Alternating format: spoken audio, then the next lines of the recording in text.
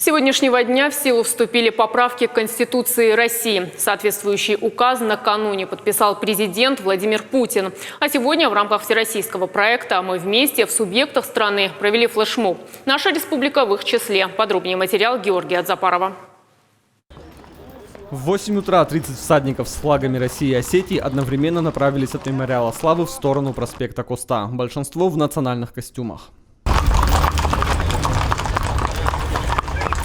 Красочное зрелище привлекло внимание автовладельцев и пешеходов. По проспекту Коста через Остинский театр до проспекта Мира. В группе всадников мужчины, женщины и дети.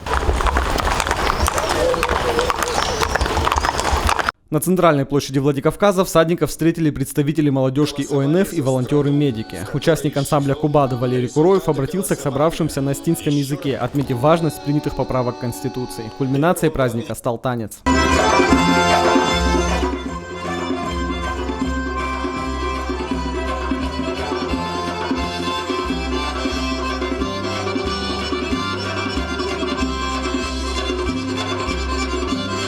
Волонтеры поддерживают поправки в Конституцию, в частности 114 статья, которая закрепляет статус волонтера и оказывает социальную поддержку государства в нашей работе. И это нам открывает большие возможности и облегчает нашу работу и деятельность.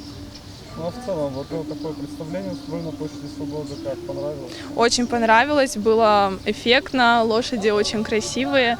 В общем, я ничуть не пожалела, что пришла на это мероприятие. На площади также прозвучали гимны России и Северной Осетии. Под девизом «Моя страна, моя Конституция» аналогичные акции в поддержку принятых поправок прошли во многих регионах страны.